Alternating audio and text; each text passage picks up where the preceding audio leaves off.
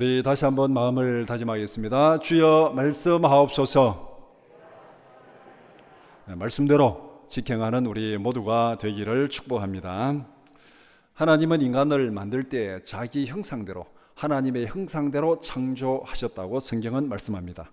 하나님께서 우리를 하나님 형상대로 창조하신 목적은 하나님을 대신해서 창조 세계를 다스리라는 통치권을 우리에게 주셨습니다. 그래서 인간의 사명은 하나님의 뜻을 따라서 창조 세계를 관리하고 다스리는 그 사명이 우리에게 주어졌습니다. 그런데 인간이 불순종하고 범죄함으로 인해서 심각한 문제가 발생했습니다. 통치권을 하나님의 뜻에 따라 사용하지 않습니다. 자기의 이기적인 욕심을 위해서 통치권을 악용하고 남용합니다. 그 대표적인 예가 가인이 아벨을 죽인 사건입니다.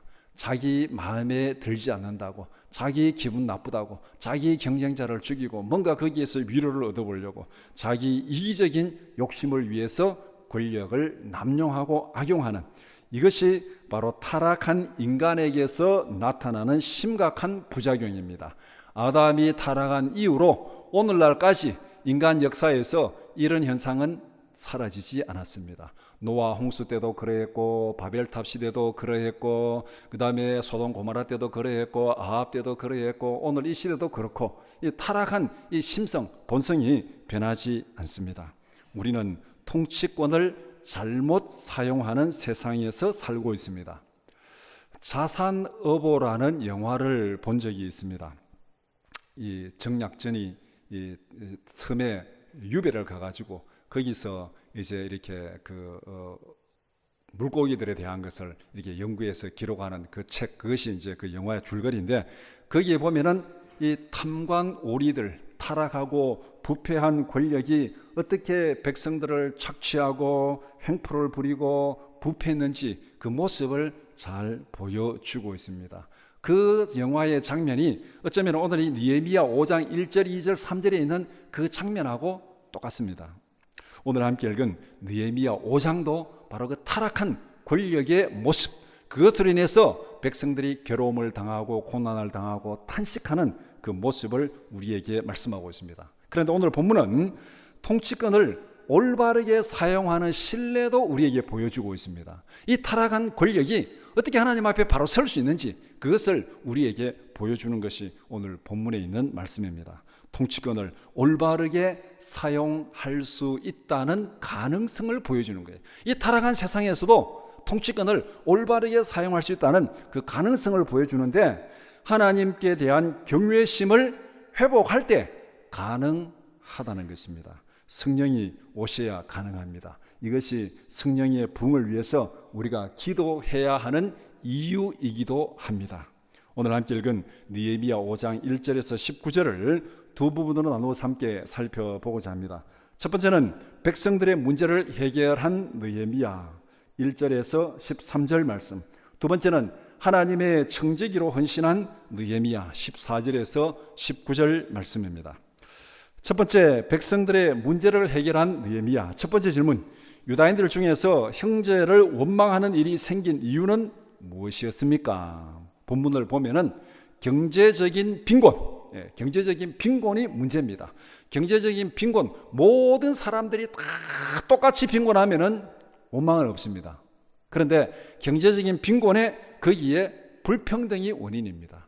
다른 사람들은 지금 굶어 죽고 있는데 어떤 사람들은 그때 막 이렇게 막 착취하고 높은 이자를 받고 땅을 불리고 재산을 불리고 그렇게 하는 이 불평등이 거기에 문제가 된 것입니다. 빈곤과 빈부의 격차, 이것이 오늘 본문의 문제입니다. 그러면은 이 이스라엘 백성들이 왜 이렇게 빈곤한 가운데 지금 고난을 당하게 되었는가? 이유는 몇 가지 있습니다. 첫 번째 이유는 아마 그때 가뭄이 있었겠죠. 가뭄이 있어서 농사를 제대로 짓지 못했고, 그 다음에 두 번째는 유다의 고립입니다. 유다는 주위의 이 민족들과 이렇게 좀 분리되고, 그 다음에 이 성벽을 쌓으면서 주위 사람들과 이렇게 상종하지 않는다고 딱 절교를 선언했기 때문에 어떻게 보면은 이 무역이나 이런 것이 좀 거래가 활발하지 못한 고립된 그런 상태에 있었고, 그 다음에 사람들이 성벽 재건에 동원이 되었습니다. 그러니까 먹고 사는 이 문제를 제대로 관리를 못하는 거예요. 하루하루 나가서 일을 해서 이 품삯을 받아야 먹고 사는데 지금 성벽 재건에 동원이 됐으니까 이 돈벌이를 제대로 할 수 없는 상황이죠. 그러니까 가뭄과 오늘 말하면 국제적인 어떤 관계, 그 다음에 이 부역으로 인해서 이런저런 이유로 인해 가지고 이제 이 빈곤이 닥치게 된 것입니다. 그래서 아내들이 나서서 부르짖었습니다. 그만큼 상황이 힘들다는 거예요. 요사이 같으면은 뭐 여자들의 응권이 이렇게 별로 막힘없이 다 나타나지만 옛날에는 여자들은 함부로 나와서 말할 수 없습니다. 그런데 아내들이 나와서 이렇게 나와서 말할 정도면은 상황이 굉장히 심각하다는 거예요. 남자들은 성벽 공사에 동원되었고 다가올 추수기에 일손이 부족하고 이런 상황에서 지금 양식이 없어 굶어 죽게 되었다. 그러니까 뭐 앞뒤 물불 가릴 이유가 없는 거죠. 나와서 이렇게 얘기하고 있습니다. 그런데 불평의 대상이 누굽니까? 이방인들이 아니라 동족인 유다인들이 불평의 대상입니다.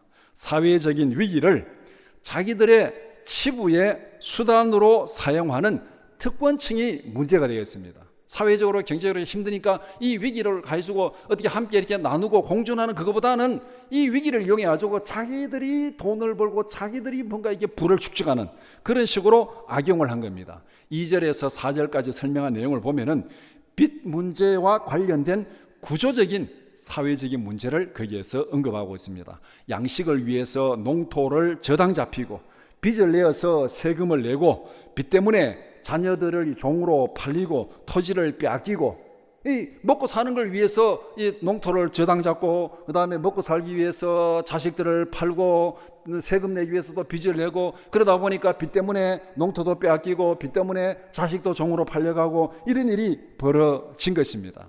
이것이 그 사회에서 벌어진 일들. 그러면서 여기에서 말하는 내용이 뭡니까? 우리 자식도 너희들 자식과 똑같지 않느냐. 그런데 누구 자식은 떵떵거리고 살고 있고 누구 자식은 노예로 팔려가고 이게 말이 되는 얘기냐. 얼마나 지금 이 5절에 보면 이 애절한 호소입니까? 예. 자식은 다 똑같잖아요. 자식은 다 똑같습니다. 누구에게나 자식은 다 귀하고 존귀한 자들입니다. 그런데 누구 자식은 팔려가고 누구 자식은 떵떵거리고 살고 있고 이게 지금 말이나 되는 얘기냐 이렇게 지금 5절에서 탄식을 하고 있습니다. 그런데 더 절망적인 것은 이런 상황인데도 우리는 아무런 힘이 없습니다. 아무런 힘이 없습니다. 유대인들에게 있어서 마지막 그 사회적인 안정장치가 뭐냐면은 내가 돈이 없어서 가난하게 해서 땅을 팔고 노예로 팔려갈 때 안전장치가 뭐냐면은 속량하는 자가 있습니다. 속량하는 자. 나의 친척이나 형제들이 와서 내 대신 돈을 주고 나를 속량하는 거예요. 속량하는 제도가 있습니다. 이것이 유대인들의 안전장치입니다. 그런데 여기서 이런 상황인데도 아무런 힘이 없다. 속량할 자도 없다는 것입니다. 우리를 대신해서 빚을 갚아주고 농토를 찾아주고 우리를 대신해서 노예로 팔려간 자식들을 찾아줄 그런 친척, 형제, 도움을 구할 아무런 사람도 없다. 이렇게 지금 탄식하고 있습니다. 구조적인 문제라는 거죠. 도움을 구할 데가 없습니다. 소망이 없다는 겁니다. 내가 돈이 없어서 가난해지고 농토를 팔면은 누군가 나를 대신해서 속량해 줌으로 인해서 내가 다시 회복할 수 있는 기회가 있는 것이 하나님께서 이 율법을 쭉 보면은 이 속량하는 자 이 권리를 주어가지고 이 속량하는 그 권리를 우리가 룻기서 보면은 잘 나오잖아요. 룻의 그 나오미의 전토를 속량할 자 이 보아스보다 더 가까운 친척이 있다. 그가 속량하면은 그가 속량하고 그가 못하면은 룻이나 그 보아스가 내가 하리라. 내가 대신 사주고 내가 널 대신 회복시켜 주리라. 그것이 룻기서에 잘 나와 있습니다. 이것이 사회의 마지막 안전장치입니다. 그런데 오늘 본문에는 그런 안전장치가 없다. 소망이 없다. 그렇게 말하고 있습니다. 공동체가 와야 될 위기에 처해 있습니다. 이 공동체가 누구를 원망하고 불평하고 둘로 갈라지면은 스스로 무너지는 거죠. 성벽이 무너진 것보다 더 심각한 문제가 골마 터졌습니다. 자산어부에도 이런 장면이 나옵니다. 여인들이 아이들을 데려와서 이렇게 막 세금을 착취해도 되느냐고 막 하는 그런 그 탄식하는 장면이 거기에도 나옵니다. 빈부, 격차, 불평등, 부의 편중 이것은 풀리지 않는 영원한 숙제입니다. 어느 사회든지 간에 풀리지 않는 영원한 숙제예요. 오늘 우리 사회에도 이 문제 가지고 고민하고 있잖아요. 이 문제 가지고 뭐 금수저, 흙수저 뭐 나온 얘기가 왜 나왔겠습니까? 이 문제를 가지고 얘기하는 거예요. 청년들의 이 문제들, 그다음에 이 취업하지 못한 사람들의 문제들, 집 없는 사람들의 탄식, 이 모든 것들 오늘 우리 사회에 여러 가지 폭발성이 대단히 강한 문제들이잖아요. 이것이 지금만 있은 것이 아니고 역사 이래로 한 번도 없은 적이 없습니다. 우리도 이와 같은 똑같은 문제와 갈등을 경험하면서 살고 있고 느헤미야 시대의 문제가 오늘 우리의 문제와 다르지 않습니다. 우리가 탄식하는 것, 우리가 부르짖는 것, 근본적인 문제는 바로 이 빈곤과 불평등, 이 문제 때문에 우리가 탄식하고 부르짖고 있습니다. 두 번째 질문, 느헤미야가 백성들을 모아서 대회를 개최한 이유는 무엇이었습니까?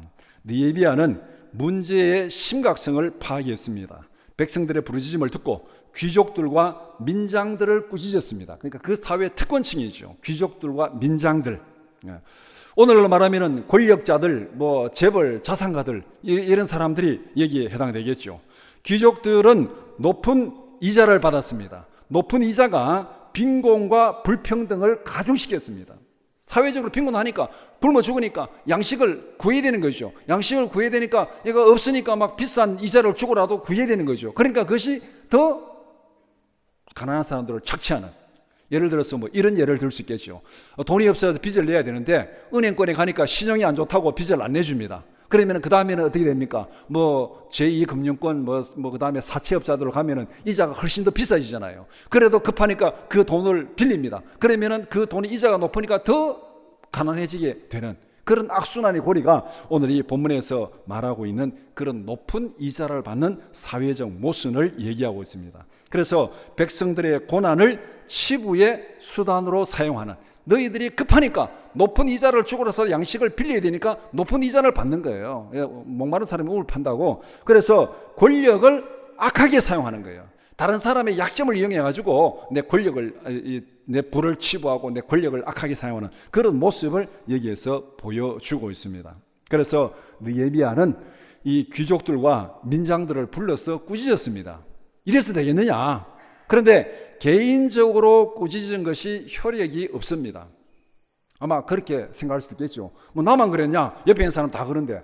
예를 들어서 내가 이자 돌려주고 저당 잡은 농토 돌려주고 종들 돌려주면 나만 바보지 뭐 다른 사람도 다 그러는데 나만 그러냐? 이렇게 해가지고 아마 이게 효력이 없겠죠. 개인적으로 꾸짖어서 효력이 없습니다. 그래서 대회를 소집했습니다.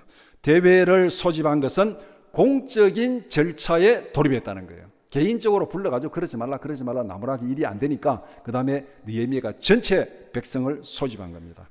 전체 백성들 앞에서 기득권층들의 잘못을 지적하고 책망했습니다. 이것은 오늘날로 말하면은 아마 뭐 특검을 도입해가지고 특별 재판 절차를 시작하는 것과 같다고 말할 수 있습니다. 이 문제가 있으니까 귀족들에게 너희들이 재판해가지고 바로 잡아라 이렇게 하면은 재판하는 당사자가 누굽니까? 이 귀족들이에요. 귀족들과 민장들이 재판하니까 자기들이 고리대금업자 하면서 자기들이 백성들의 어려움을 재판하면 이 재판이 제대로 될 리가 있습니까? 재판하는 당사자들이 지금 문제인데, 그래서 일상적인 재판의 차원을 넘어서 느헤미야가 총독의 직권으로 백성들 전체를 소집해가지고 그 다음에 귀족들이 재판하는 것을 중단을 시키고 그 다음에 총독의 직권으로 재판하고 문제를 해결하는 것, 이것이 바로 대회를 소집하는 것.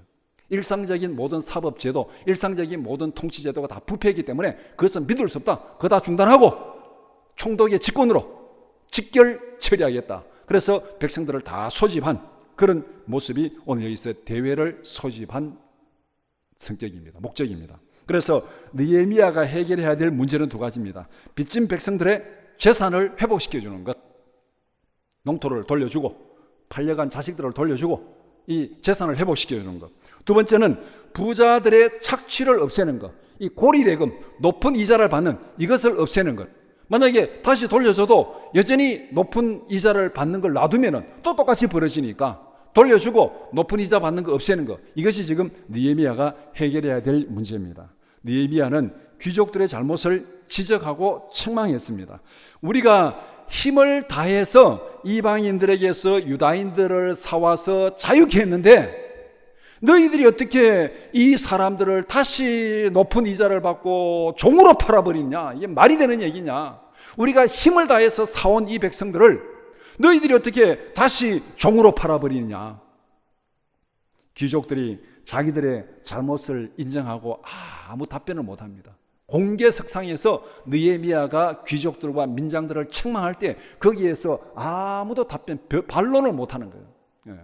그래서 느헤미야가 불공정한 질서를 공정하게 바로 잡아갑니다. 대회를 열어서 총독의 직권으로 모든 재판 절차 중단시키고 모든 통치 질서 중단시키고 총독의 직권으로 잘못된 모든 질서 재판을 바로 잡아가는, 그것이 대회를 소집해서 느헤미야가 사회 문제를 해결하는 것입니다.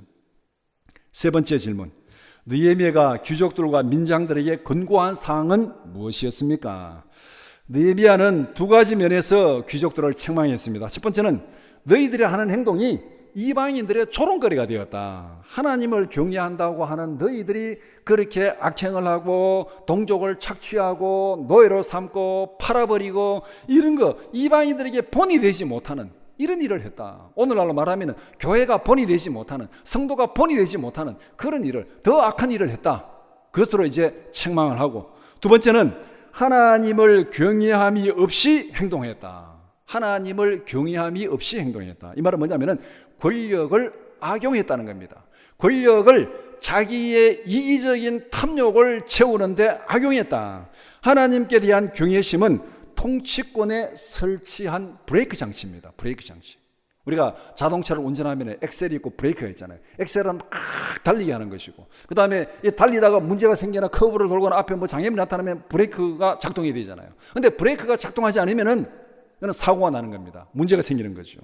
경외심이 사라지면은 권력의 브레이크 장치가 파괴된 거예요. 그래서 이기적인 탐욕을 채우기 위해서 권력을 아무렇게나 휘두르게 됩니다.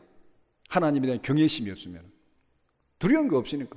그러니까 눈앞에 보이는 걸 위해서 이것저것 다 휘두르게 되는 거. 이것이 바로 경외심이 사라진 개인, 사회, 공동체 안에서 나타나는 현상입니다. 하나님께서 주신 법에는 이렇게 규정하고 있습니다. 빚으로 인한 노예는 제7년에 해방시킨다. 유대인이라 하더라도 돈이 없어서 빚을 내가지고 자기가 노예로 팔려갈 수 있습니다. 그러면은 제7년 안식년에는 다 돌려보내라. 다 돌려보내라. 원래 상태로 다 돌려보내라. 이것이 하나님께서 정하신 율법입니다. 그러니까 가난해서 문제가 생길 수 있는데 다시 회복할 수 있는 기회를 주라는 거죠. 그 다음에 두 번째는 동족에게는 이자를 받지 말라. 거기에 신명기에 보면은 이방인들에게는 돈을 빌려주고 뭐 적당한 이자를 받을 수 있지만은 유대인들에게는 이자를 받지 말라. 이게 율법에 정한 것입니다. 동족에게는 이자를 받지 말라. 이렇게 순종하면 너희 중에 가난한 자가 없으리라. 하나님께서 공동체를 세우기 위한 율법의 정신을 이렇게 딱 표현을 하고 있습니다. 가난해서 노예로 팔려가면 안식년에는 다 돌려보내서 다시 재기할 수 있는 기회를 주라. 동족에게는 돈을 구워주더라도 이자를 받지 말라. 이렇게 해서 공동체가 가난한 자 없이 함께 잘 살아가는 그런 공동체를 만들어라. 이것이 하나님께서 율법을 주신 정신입니다. 그런데 하나님께 대한 경외심이 사라졌습니다. 그러면은 율법을 지킬 이유가 있습니까? 없습니까? 경외심이 사라지니까 하나님에 대한 율법을 무시합니다. 하나님께 순종하지 않습니다. 법의 정신을 실천하지 않습니다. 그래서 공동체에 심각한 문제가 발생합니다. 정의가 무너지고 착취가 난무하고 폭력이 난무하고 백성들 가운데 탄식이 솟아나는 울려 퍼지는 그런 사회, 이 공동체가 이게 무너지기 직전에 그런 모습을 보여주고 있습니다. 느헤미야는 율법대로 실천할 것을 명령합니다. 여호와를 경외함으로 행동하라. 여호와를 경외함으로 행동하라. 너희들이 여호와를 경외함으로 행동하지 않았기 때문에, 하나님의 말씀에 순종하지 않았기 때문에, 하나님이 주신 법에 순종하지 않았기 때문에 이런 문제가 생긴 거다. 그러니까 하나님을 경외함으로 하나님의 말씀에 순종하라. 율법대로 행동하라고 말하고 있습니다. 눈에 보이는 세상이 전부가 아닙니다. 우리가 눈에 보이는 권력이 전부가 아닙니다. 우리 눈에 보이는 부가 전부가 아닙니다. 우리 눈에 보이는 부여와 풍족함이 전부가 아닙니다. 이것만 본다면은 아무렇게나 거짓말하고 착취하고 빼앗아도 됩니다. 그러나 이것이 전부가 아니라는 거예요. 하나님이 보고 계신다는 것입니다. 예수님은 부자와 거지 나사로의 비유를 통해서 우리가 살아가는 삶이 이 땅에 눈에 보이는 것이 전부가 아니라는 것을 분명히 보여주셨습니다. 눈에 보이는 것이 전부가 아니기 때문에 하나님을 경외함으로 행동하라. 하나님을 경외함으로 행동하라. 너희 눈에 보이는 것이 전부가 아니라 하나님이 보고 계신다. 하나님이 보고 계신다. 그 하나님의 율법에 따라 행동하라는 겁니다. 그래서 이자 받는 것을 중단하라. 이자 받는 것을 중단하고 받은 이자를 돌려보내라. 그렇게 말하고 있습니다. 이자 받는 것을 중단하고 받은 이자를 돌려보내라. 모든 거 다 돌려보내라. 재산도 돌려보내고 농토도 돌려보내고 자식들도 돌려보내고 다 돌려보내라. 원상복귀시켜라. 귀족들이 그렇게 하겠다고 약속했습니다. 대회를 열어가지고 느헤미야가 조목조목 책망하고 하나님 앞에서 그 잘못된 것이다. 하나님을 경외함으로 바로 행동해라. 다 돌려보내라. 그래서 귀족들이 그렇게 하겠다고 약속하니까 이제 이걸로 끝나는 게 아니죠. 약속하면 그 다음에 뭐가 있습니까? 계약서 쓰고 공증해야 되잖아요. 오늘날 계약서 쓰고 공증해야 됩니다. 느헤미야도 공증 절차를 밟습니다. 제사장 앞에서 맹세하게 하고 공증했습니다. 제사장들 앞에서 다 귀족들 불러 모아놓고 제사장 앞에서 맹세해라. 맹세하고 공증하고 그 다음에 느헤미야가 선포한 것이 무엇입니까? 이렇게 실천하지 않으면 하나님께서 너희 집을 다 털어버리라. 이렇게 실천하지 않으면 하나님께서 너의 집과 너의 재산을 다 털어버리고 빈털터리가 되게 만들리라. 그렇게 선포를 합니다. 하나님에 대한 경외심이 회복될 때 정의가 회복되고 사회 문제가 해결됩니다. 눈에 보이는 것이 전부가 아닙니다. 왜 오늘날 권력자들이 거짓말하고 부정하고 부패하고 숨기고 그렇게 합니까? 눈에 보이는 게 전부라고 생각하니까 CCTV 있으면 그렇게 안 해요. 녹음한다 그러면 그렇게 안 해요. 그런데 CCTV 없으니까 눈에 안 보이니까 그렇게 합니다. 그러나 분명히 기억할 것은 하나님의 CCTV는 밤낮으로 작동하는 줄 믿으시기 바랍니다. 이것이 하나님을 경외함으로 살아가는 거예요. 바로 사회의 문제 해결, 개인적인 문제 해결은 바로 여기에 있습니다. 하나님을 경외함으로 행동할 때 비로소 문제가 해결된다는 것입니다. 두 번째, 하나님의 청지기로 헌신한 느헤미야. 첫 번째 질문, 느헤미야가 이전 총독들과 다르게 권력을 사용한 이유는 무엇이었습니까? 그 14절부터 보면은 총독으로서 느헤미야가 한 일들을 열거하고 있습니다. 자기 스스로 자기 한 일을 열거하고 있습니다. 12년 동안 총독의 녹을 먹지 아니했다. 14절. 이전 총독들처럼 양식과 돈을 착취하지 않았다. 15절. 이전 총독들처럼 백성들을 압제하지 않았다. 15절. 성벽 공사에 적극적으로 참여하고 땅을 사지 않았다. 16절. 총독의 직무를 수행하는 데 필요한 경비는 스스로 부담했다. 17절. 이것이 느헤미야가 한 행동입니다. 이전 총독들처럼 백성들을 압제하지 아니했고 땅을 사지 않았다. 흉년에 가난할 때 땅을 사지 않았다는 것은 자기 부를 축적하지 않았다는 거죠. 우리가 흔히 노블리스 오블리제 이걸 얘기할 때 많이 등장하는, 대표적으로 등장하는 경주 최부자집 얘기, 그 6훈에 보면은 흉년에는 재산을 불리지 말라. 흉년에는 재산을 불리지 말라. 왜? 흉년이 되면은 사람들이 먹고 살기 위해서 땅을 헐값에 내놓기 때문에 그때는 재산을 불리지 말라. 헐값에 땅을 사가지고 부를 축적하지 말라는 거예요. 흉년에는 재산을 불리지 말라. 이것이 경주 최부자집의 6훈 중에 하나입니다. 그러면은 흉년에 사람들이 굶어 죽어도 그는 사지 말라는 거냐? 거기 또 하나가 있습니다. 사방 백리 안에 굶어 죽는 자가 없게 하라. 흉년에는 재산을 불리지 말라. 사방 백리 안에 굶어 죽는 자가 없게 하라. 이 둘이 딱 합치니까 맞잖아요. 땅을 사지 말고 부를 축적하지 말고 굶어 죽는 자가 있으면 풀어서 구제하라. 사방 백리 안에 굶어 죽는 자가 없게 하라. 이것이 이 부자의 대표적인 모범으로 말하는 그 최부자집의 6훈 중에 하나입니다. 오늘 본문에 보면 느헤미야가 한 행동이 정말 그와 같은 노블리스 오블리지의 대표적인 특권층이 정말 헌신하는 그 대표적인 모습을 보여주고 있습니다. 느헤미야가 이렇게 행동한 이유는 무엇입니까?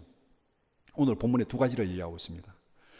18절에 보면은 백성들의 부역이 중함을 알았기 때문이다. 백성들의 부역이 중함을 알았기 때문에, 그들의 고역이 심하고 가난이 심하고 빈곤이 심하기 때문에 그들에게는 어떤 것도 요구하지 않았다는 거예요. 그 다음에 더 중요한 것은 15절입니다. 나는 하나님을 경외함으로 이같이 행하지 아니하였다. 나는 하나님을 경외함으로 이같이 행하지 않았다. 이전 총독들, 주로 이방인 총독들, 사마리아 총독들, 강 건너 총독들이 이 유다 지역을 다스릴 때 이전 총독들, 그들은 하나님을 경외함이 없습니다. 그러니까 기회만 되면은, 권력을 가지고 기회만 되면은 기회 되는 대로 부를 축적하고 압제하고 착취하고 그렇게 했습니다. 하나님을 두려움이 없으니까. 그런데 느헤미야는 나는 하나님을 경외함으로 그렇게 하지 아니했다. 그렇게 분명히 선포하고 있습니다. 느헤미야는 분명한 소신을 가지고 내가 왜 이렇게 행동하는지 다른 사람이 볼 때는 바보처럼, 그전 권력과 비교하면 바보처럼 보여지지만, 그러나 나는 하나님 앞에 분명한 소신을 가지고 이렇게 행동한다는 것을 보여주고 있습니다. 여기서 두 종류의 권력을 대비시킵니다. 첫 번째는 하나님을 경외하지 않는 이전 총독들의 타락한 권력입니다. 그들은 백성들에게서 양식을 착취하고 돈을 착취하고 백성들을 압제했습니다. 하나님을 경외함이 없으니까 권력의 고삐가 풀렸습니다. 두려운 것이 없습니다. 겁나는 것이 없습니다. 자기들의 탐욕을 채우기 위해서 모든 수단과 방법을 가리지 않고 착취하고 빼앗고 폭력을 휘두르고 그렇게 하는 것이 타락한 권력의 속성입니다. 두 번째는 하나님을 경외하는 느헤미야의 선한 권력입니다. 백성들의 고통을 알고 마땅히 받을 권리도 포기했습니다. 총독으로 자기가 받아야 될 녹이 있지만 그걸 포기했습니다. 자신이 가진 소유를 풀어서 백성들의 짐을 덜어주었습니다. 느헤미야가 이 페르시아에서 고관으로 있었기 때문에 자기가 가진 재산은 많이 있었을 거라 충분히 추정이 됩니다. 그러니까 백성들이 고통을 당하니까 자기가 가지고 있는 재산을 풀어서 백성들의 짐을 덜어주고 있습니다. 하나님께 대한 경외심이 베푸는 사랑으로 나타났습니다. 이 세상이 전부가 아닙니다. 하나님이 평가하십니다. 하나님을 경외함으로 나는 그렇게 하지 않았다. 이 말은 뭡니까? 세상이 전부가 아니고 세상에 가진 것이 전부가 아니고 하나님께서 평가할 그날을 기대하면서, 하나님의 평가를 기대하면서 나는 그렇게 하지 않았다. 여기에서 우리는 요셉의 모습을 보게 됩니다. 청지기의 영성을 회복하라. 우리는 하나님의 청지기로 살아가는 존재들입니다. 우리가 맡은 것은 내 것이 아닙니다. 나의 건강도 내 것이 아닙니다. 나의 재물도 내 것이 아닙니다. 나의 모든 재능도 내 것이 아닙니다. 하나님께서 우리에게 맡기신 거예요. 맡기신 거. 잘 사용하라고, 하나님을 사랑하는 데 사용하라고, 이웃을 사랑하는 데 사용하라고 맡기신 거예요. 이거 때가 되면 하나님 거두어 가십니다. 반납하라 그럽니다. 몇 년이 될지 모르지만 반납하라 그럽니다. 건강도 반납하고 재산도 반납하고 재능도 반납하라. 이제는 맡길 시간 다 끝났다. 그때 반납할 때 제대로 사용하지 못하고 반납하면 얼마나 억울하겠습니까? 하나님께서 우리에게 맡기신 것은 바로 청지기로, 바로 사용하라고 맡기신 거예요. 느헤미야는 그것을 알았습니다. 나는 하나님을 경외함으로, 하나님의 심부름꾼으로, 하나님의 청지기로, 하나님의 뜻에 맞게 권력과 재물을, 이웃을 사랑하고 백성을 사랑하는 데 사용했습니다. 그것을 지금 느헤미야가 얘기하고 있습니다. 두 번째 질문. 느헤미야는 자신이 수고하고 헌신한 일에 대하여 누구로부터 인정받기를 원했습니까? 느헤미야는 자신이 어떤 일을 행했는지 분명히 알고 있습니다. 느헤미야는 사람들의 눈을 의식해서 그렇게 행동하지 않았습니다. 사람들에게 인기를 얻으려고 그렇게 하지 않았습니다. 여론의 지지를 받으려고 보여주기 위해서 쇼하지 않았습니다. 권력을 악용하는 포퓰리즘에 빠지지 않았다는 거예요. 오늘날 권력이 우리에게 보여주는 행태가 뭡니까? 눈에 보이는 것, 백성들이 뭔가 원망하고 좀 인기가 떨어지고 좀 지지율이 떨어지면 막 고치는 척 신용을 합니다. 그리고 그거 지나가면 언제 그래야 하는 듯이 똑같이 또 악을 반복합니다. 보여주기 식으로. 누구 본다 그러면 인기 떨어지면, 지지율 떨어지면 흉내만 내는 그런 모습이 오늘 권력이, 타락한 권력이 우리에게 보여주는 모습입니다. 느헤미야는 그렇게 하지 않았다고 말합니다. 오로지 하나님 앞에서 행동하고 하나님께 인정받기를 원했습니다. 백성들 앞에서 사람들이 본다고, 사람들이 지지를 얻기 위해서 그렇게 하지 아니하고 오직 하나님 앞에서 그렇게 행동했고 하나님이 인정해 주시면 됩니다. 19절의 내용이 바로 그 내용이에요. 느헤미야는 하나님을 경외함으로 하나님의 뜻을 실천했습니다. 하나님을 경외함으로 권력을 하나님의 뜻에 맞게 사용했습니다. 하나님을 경외하는 마음으로 다른 사람을 섬겼습니다. 하나님을 경외하는 마음으로 자신의 재산을 풀어서 하나님의 사랑을 실천했습니다. 하나님을 경외하는 느헤미야의 모습에서 하나님을 경외하는 요셉의 모습을 보게 됩니다. 창세기 50장 19절에서 21절 말씀 같이 보겠습니다. 요셉이 그들에게 이르되 두려워하지 마소서. 내가 하나님을 대신하리이까. 당신들은 나를 헤아려 하였으나 하나님은 그것을 선으로 바꾸사 오늘과 같이 많은 백성의 생명을 구원하게 하시려 하셨나니 당신들은 두려워하지 마소서. 내가 당신들과 당신들의 자녀를 기르리이다 하고 그들을 간곡한 말로 위로하였더라. 느헤미야와 요셉의 모습에서 공통점이 뭡니까? 하나님을 경외하는 자, 하나님을 경외하는 자는 자기의 이기적인 욕심을 위해서 권력을 사용하지 않는다는 것. 하나님을 경외하는 자는 하나님의 뜻을 따라 권력을 사용하고 하나님을 경외하는 자는 이웃을 사랑하고 이웃을 도와주는데 권력과 재물을 사용한다는 것. 이것이 하나님을 경외하는 자의 공통적인 모습입니다. 하나님을 경외함으로 하나님의 뜻을 이루어가는 우리 모두가 되기를 축복합니다. 말씀을 정리해 봅시다. 우리는 하나님의 형상대로 지음을 받았습니다. 하나님의 창조 세계를 다스리는 통치권을 받았습니다. 우리의 사명은 하나님의 뜻에 따라 하나님께서 주신 권세와 재능을 지혜롭게 활용하는 것입니다. 하나님의 뜻이 우리의 생각과 행동을 이끌어가는 대원칙이 되어야 됩니다. 하나님을 경외하는 마음이 사라지면 어떤 현상이 나타납니까? 하나님의 뜻은 사라지고 이기적인 탐욕만 드러납니다. 경외심이 사라지면 이기적인 탐욕이 우리의 생각과 행동을 지배합니다. 우리는 이기적인 탐욕이 지배하는 세상에서 살고 있습니다. 우리가 살아가는 이 세상에 모든 권력은 타락했습니다.